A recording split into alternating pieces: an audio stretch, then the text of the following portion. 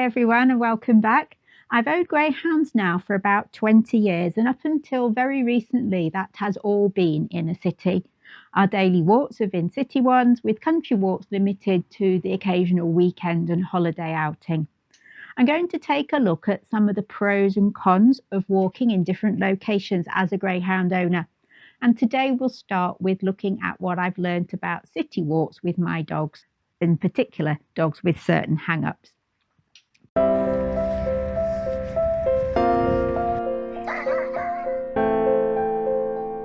Most greyhounds start life in a rural setting and may only encounter a city environment when they're transferred to a homing centre, or perhaps not even until they come to join your family.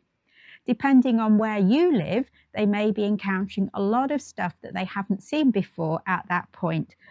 You might need to walk in areas with heavy traffic or near trains. There could be a lot of pedestrians or narrow pavements which force you to stay close to things that they find scary. At my last house, I had to be very careful about the routes that I used when I took Jim out.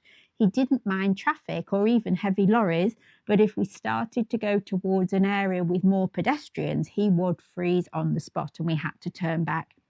I could never go out at times when children were coming and going from school, and he just could not cope with all the children and parents out and about when the pavements were busy.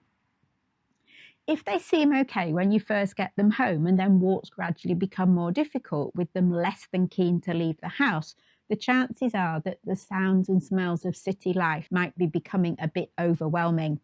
You might need to ease off the walking until they become more settled in other ways, or perhaps if you have time and a car, you could drive them to somewhere that is quieter for you to take your walks. In the city, we were mostly walking on pavements. This can be good for wearing down their nails, but newly homed greyhounds tend to have quite soft pads. I found routes with slabbed pavements tended to be more comfortable for them. If we had to walk on sections of pavement where there was older tarmac that was starting to break up and release bits of gravel, they could become quite uncomfortable, and sometimes the grip would stick to their pads, causing them to limp. It can take a while for the pads to harden up, and too much walking on pavements early on can wear the pads or promote the development of corns. Soft pads are also less resistant to splinters and prickles, natural ones from bushes and plants, or those from things left behind by other road users. At my last house, we had an ongoing struggle with broken glass in the area. So if I saw a bottle that hadn't already been smashed, I would typically pick it up and take it to the nearest bin, or even take it home with me, because if that bottle got smashed, that section of pavement might be unsafe for several weeks. We were also more likely to encounter other litter and rubbish, including takeaway remains and other dropped food, which some dogs can be tempted to scavenge.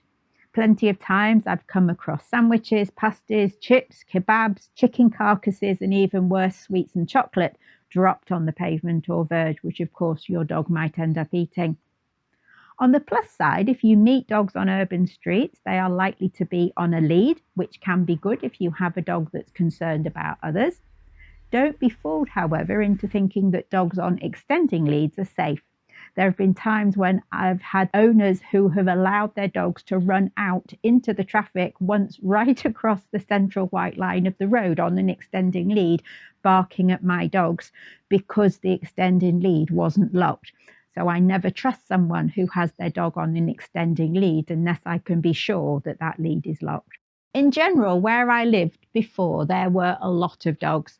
And this is a big problem if you have a dog like Gandalf here, who's very reactive and also has a very high prey drive.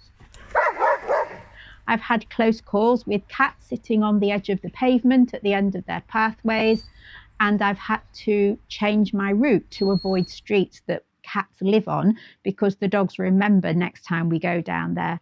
I've also had issues with dogs barking at us through the windows of the place that they live.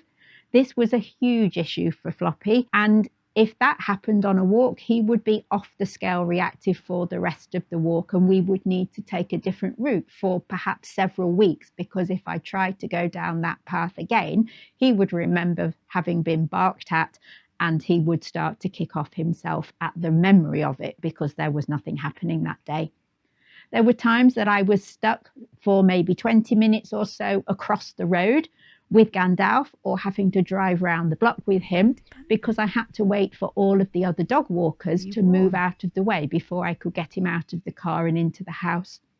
However, on the plus side, living in a maze of urban streets did mean that there was always an alternative route that we could take if we came up against a problem once we'd left the house. It was just that first and last bit that caused problems, because clearly at that stage we had no choice but to take the route home.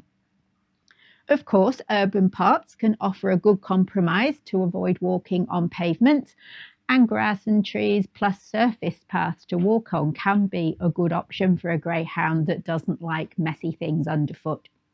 They tend to also be popular with other dog walkers, of course, so if yours doesn't like being jumped on by little fluffies and have problems with dogs with no recall, that can soon become a very challenging environment to walk in. And by and large, I found that I really had to pick my times carefully if I wanted to go into any of the parks near me safely. I found where I lived there were groups of dog owners who would all meet up at certain times. They'd hang out and chat while the dogs ran round, which was great for them, but not great for me and my dogs. Once I learned to avoid those times, then of course visiting the park became a lot less stressful. Another thing about the parks where I used to live was the sheer number of squirrels. Going at quiet times was actually worse for squirrels because no one had been that way before us to send them running back up the trees. October and November are the worst time for squirrels altogether, and we avoided the parks then because there were just so many of them. Overall, I would say that I found the urban environment was a fairly benign space to walk a greyhound in. Walking on pavement suits dogs who don't like to get their paws grubby, and you can walk all year round. In some ways, if you can't let them off, it doesn't matter that you have no suitable space there to let them off in anyway. I hope that's given you some food for thought. Of course, if you have a civilised, laid-back greyhound, some of this may not be an issue to you, and you may have no problems whatsoever.